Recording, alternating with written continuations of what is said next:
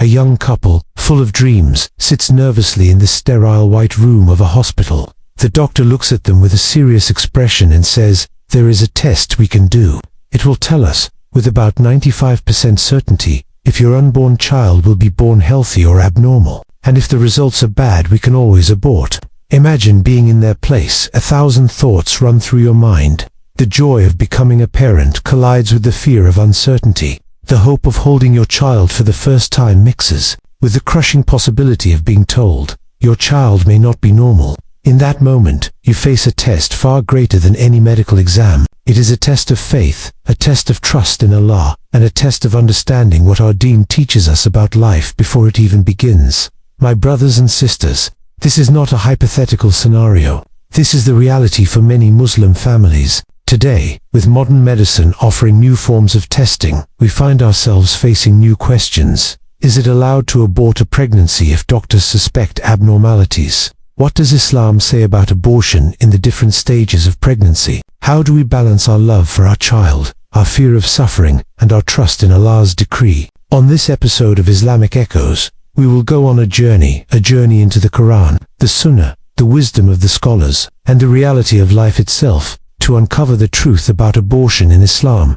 Stay with me until the end, because what we uncover today will not just answer a question, it may completely transform how you see life, destiny, and the mercy of Allah. Every discussion about pregnancy must begin here. Life is sacred.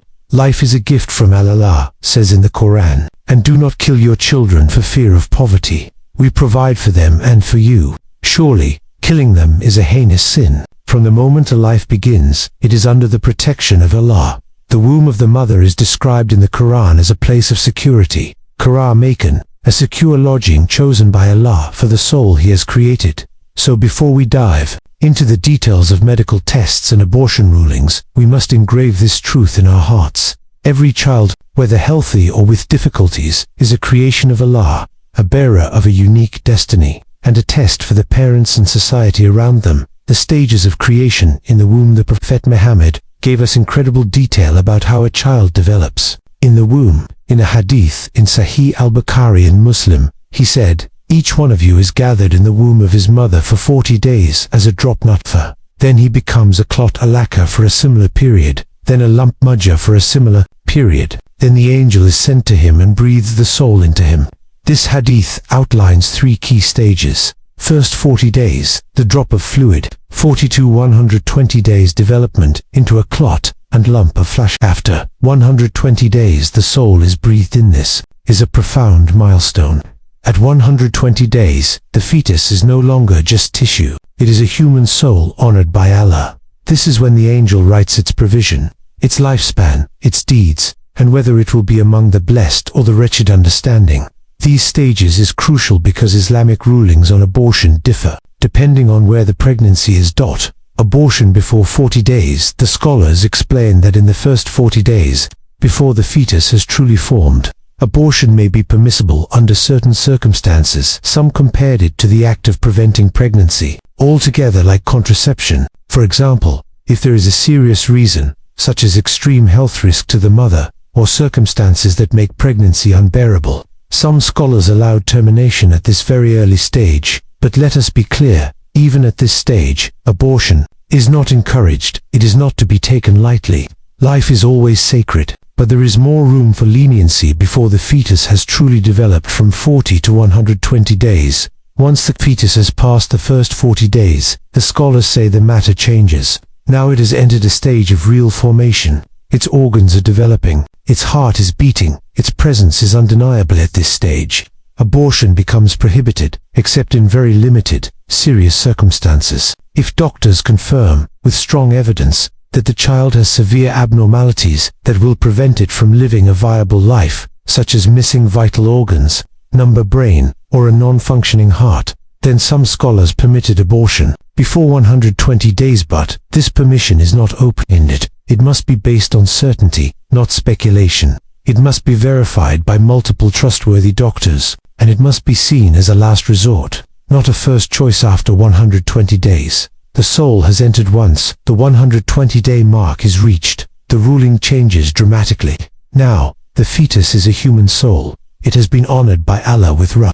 its destiny, has been written at this stage. Abortion is completely haram regardless of medical abnormalities. Even if the child is expected to be born with disabilities, even if life will be difficult, the scholars agree, this life is now in Allah's hands, and only He has the right to take it away. The only exception the scholars allowed is if continuing the pregnancy directly threatens the life of the mother. In this case, it becomes a matter of choosing between two lives, and preserving the life that is already established takes priority. This is where modern medicine and modern thinking often clash with Islamic principles in today's world. When a doctor says, your baby will be born with Down syndrome, or your child may have disabilities, many parents panic. They are pressured into thinking that a disabled life is not worth living. Some are even told that abortion is the merciful choice, but Islam challenges this mindset. Who decides what life is worth living? Who decides whether a child with Down syndrome, autism, or physical disabilities cannot bring joy, cannot bring love, cannot bring barakah into a family? History is full of people who were born with disabilities, yet went on to inspire the world. In Islam, every soul is honored, every life has value, and sometimes the greatest lessons of patience, love, and resilience come through children who are different. Another key point often forgotten is this: medical tests are not absolute, they are probabilities. Doctors may say 95%, but only Allah knows 100%. How many stories have we heard of parents being told their baby would not survive, only to see that child born healthy? How many times have diagnoses been wrong?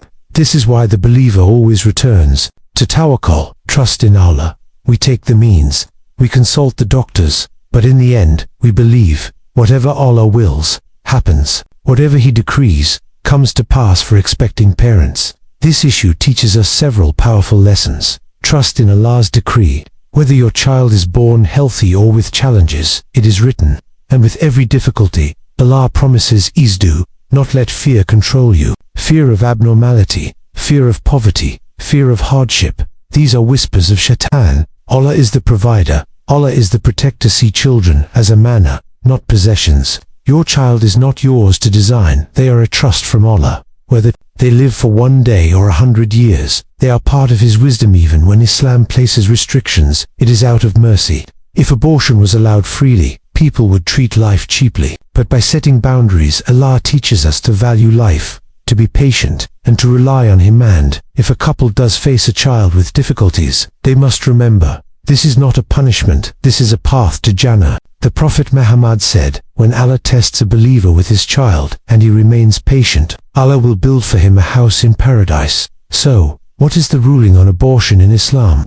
Before 40 days, possible in limited cases between 40 to 120 days, only in cases of severe confirmed abnormalities, after 120 days, absolutely forbidden, except to save the mother's life. But beyond rulings, this is about something deeper, about trust, about patience, and about seeing life as a sacred gift from Allah, no matter what form it takes. My dear brothers and sisters, today we uncovered one of the most sensitive and emotional issues a Muslim family can face. And if it touched your heart, don't let this reminder stop with you. Share this episode of Islamic Echoes with others who may be struggling with questions of pregnancy, abortion, or destiny. Remind them that every life is honored, every soul is sacred, and every test is a pathway to Allah's mercy. And if you want more content that combines deep Islamic knowledge with real-life struggles, then subscribe to Islamic Echoes. Hit that notification bell so you never miss the reminders that could change your life, because in a world full of fear, doubt, and confusion, it is only the light of Allah's guidance that can carry us through.